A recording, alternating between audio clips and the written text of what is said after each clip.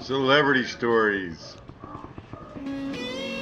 This one's a doozy. Meeting Slash and Guns N' Roses. But don't worry, I'm gonna keep working. Old man, you guys, making me work. Look how fast I go. Okay, it's December 93. I've just gotten married. And I meet Slash from Guns N' Roses. They want me to work at their rap party for the Use Your Illusion tour. They've been on the road for 2.5 years. Record setting, way too long on the road. They hated each other. They were ready to kill each other. In fact, it was the last night they were going to be together. This rap party at Universal Studios, which is where I met them. It wasn't just that I was going to get to do their rap party. I might have even gotten to do their music video for the song you're listening to right now. Since I Don't Have You, I love this song. Don't worry, I'm still working. So I'm invited out to Slash's house, which is out on Mulholland Drive. Nice place, eh? Really great guy, really nice guy. Meets me at the door.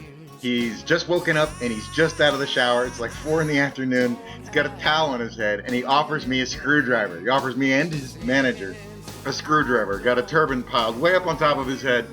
And I figured the standard answer when you're on a job interview, oh, no, I don't want an alcoholic beverage. Brah, just lost points. Mr. Health, right? Anyway, the guy's a total animal lover. Every single square inch of his walls was covered with a terrarium. All the way up the stairs, every room, everywhere you could look was a snake or a lizard terrarium. Out on the back porch, jumping up and down maniacally, was a Newfoundland the size of a pony. I'm setting up my gear and all of a sudden I feel something almost knock me over. Brushes right past me. It was about knee height and I almost didn't believe it. As it's running away, all I see is the back end of a puma cub. Manager looks over at me and he goes, "You did not see that." I said, "I did not see what?" He goes, good answer, like on Family Feud. Anyway, so I finished setting up and we're sitting in his living room. In fact, we're sitting right in this room, right there. And I get ready to do my favorite thing in the world. What else? I do my Hendrix. And he's loving it. I can see that he's loving it. And I'm waiting to hear that he's loving it, right? Because I'm thinking, okay, I've aced this. I'm going to get this job. There's no two ways about it. Look at the expression on his face. He's laughing at all the right stuff. Jimmy comes to the very finish, knocks over his amp, boom. There's a big pregnant pause. There's silence. And then he looks up at me and he goes, "You're scary, dude." Cousin It of rock and roll looks up at me and he goes, "You're scary, dude." I still don't know if he meant it in a nice way. I just know that I didn't get the gig. You know who got it? Gary Oldman. I can live with that. You know what? If you're going to lose a gig, lose it to Drexel.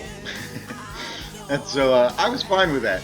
And then Slash was really nice. He actually invited me upstairs. Me and the manager. He says he has new tracks. And when he's done with them, it's his home studio, his private studio. We go upstairs. He plays them for his manager. He goes, "Well, they're almost ready." And then Axel's going to scream over him. He meant it. He meant that in a mean way. So now it's time for me to leave. And as I'm walking out, I see all of his guitars on a rack. And I just take my finger and I very gently and quietly run my finger up every single guitar string like this. All the way out the door. Okay, I'm still working. I told you I'm still working. Anyway, really nice guy. And now I'm going to go out the front door and he says to his manager, let Eddie do it. Turns out Jimmy Page was getting his star on the Rock Walk Hall of Fame, and he was going to let Eddie Van Halen do the induction speech instead of him. I didn't know what he meant until I'm driving home on Sunset Boulevard and I see the ceremony going on. Listen, I said I'd work. I'm working. Now I'm at the final rap party, okay? Lita Ford is there. It's the last time that all these guys were in the same room for like 2 decades, you know? Axl and all of them in the same room. Duff was the nicest. He was standing right there, just cheering the show on. Everybody's just watching the show and loving it like crazy, except for one guy. Let me see, do we have a picture of him? Dim Bulb. No, not Dim Bulb, sorry. His name's Axl Rose. I mean, he just seems like such a nice guy. Okay, well, he made a point. While the rest of the room was watching my show, he's the one guy who had his chair turned with his back. His back was pointing at me. That's the white outfit he was wearing. His back was pointing at me. I mean, 6 feet from my stage, conspicuously. Look, I'm still working. Look at me go. What a guy, huh?